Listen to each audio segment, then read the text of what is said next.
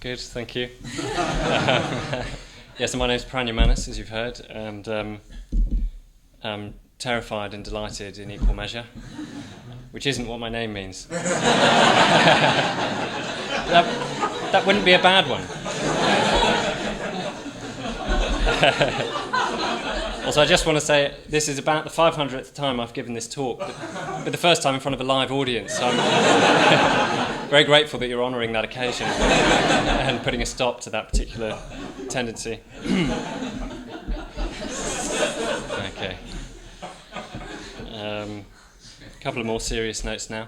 Before, I probably won't have time to talk about the retreat, unfortunately, because priorities being what they are, there's just 3 or 4 things I want to do with my 10 minutes, and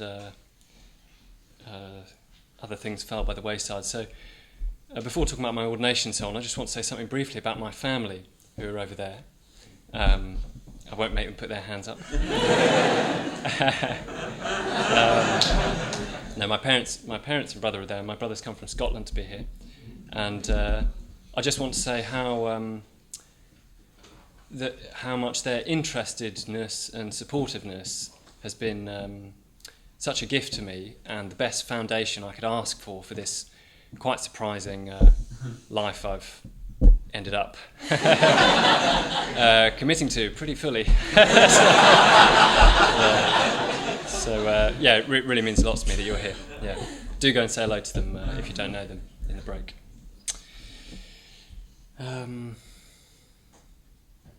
Okay, so fast forward straight to my private ordination. Maitra Bandhu was also my private preceptor, and he gave me this name Prajnamanas, which means he whose mind is wise. So Prajna is wisdom, Manas is mind, he whose mind is wise. And when he gave me the name, I was ready to burst as it was, but I think a grin, a gasp, and 2 or 3 tears kind of shot out of me in all directions at once, and I didn't know what to do. But I was as moved as I've ever been, really, and quite surprisingly, wisdom and mind. It doesn't sound like this on the face of it, but I just found it completely beautiful, the name. And my sadhana, which is a visualization practice where you bring to mind every day a particular Buddha or Bodhisattva, sort of enlightened or nearly enlightened being, and their image. I've also taken on a sadhana of a wisdom figure. Now, both those things were unexpected, and what was also unexpected is that both things have so far absolutely been an experience of love. So I was thinking how wrong I must have got wisdom, if you see what I mean. Sangharakshita has said that prajna, the first half of my name, there's lots of words for wisdom in Buddhism, as you can imagine, but that prajna can be seen as all the emotional energies that have been locked up in your inner conflicts, even mildly negative states, uncertainties, lack of confidence, trouble of any kind, freed up, getting behind your understanding. Do you see what I mean? So all of your emotions freed up, and all that energy going into your understanding. This figure Manjughosha is I won't try and talk about him actually, but it's the overwhelming experience. Has been one of beauty, and also when I got the name Prajnamanas, after I'd recovered, I thought the next day, for some reason, it sounds like a character from a really ancient Indian folk tale. I don't know why.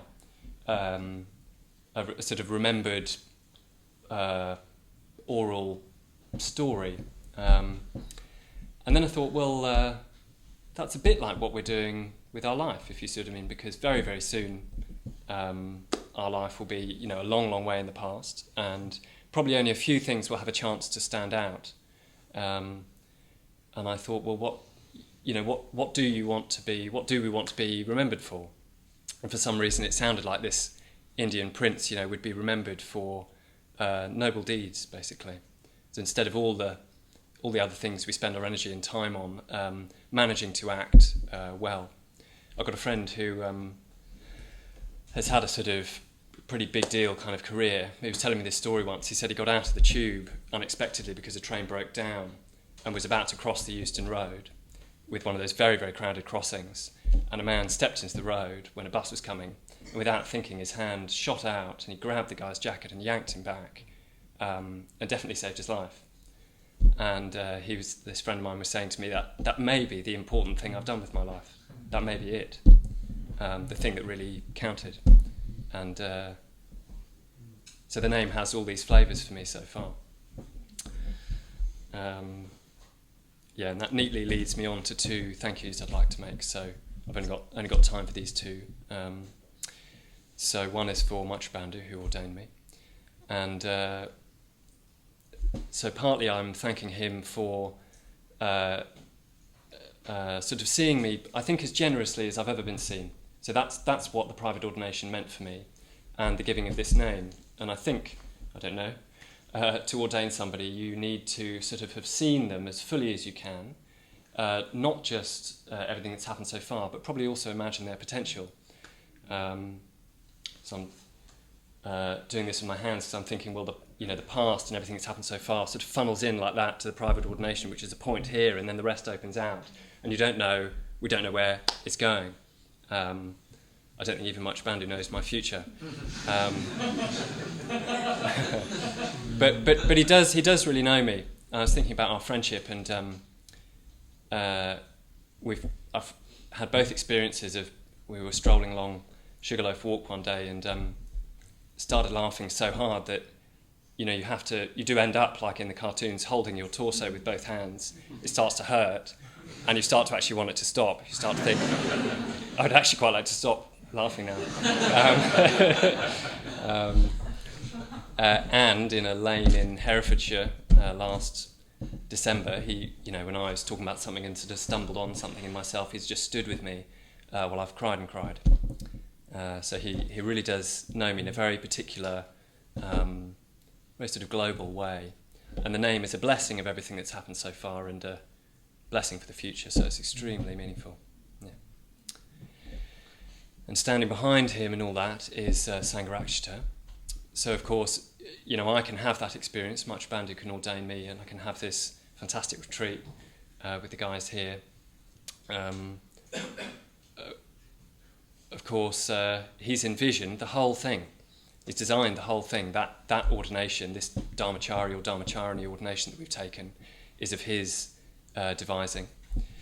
And I've just had one of the most sort of meaningful, marking experiences of my life, but I've only understood a bit of what he has, because he's been able to have that oversight, that vision, and allow people to enter into it. So every time I understand or see a bit more, I get a tiny glimpse of what might be out there and where it might be going.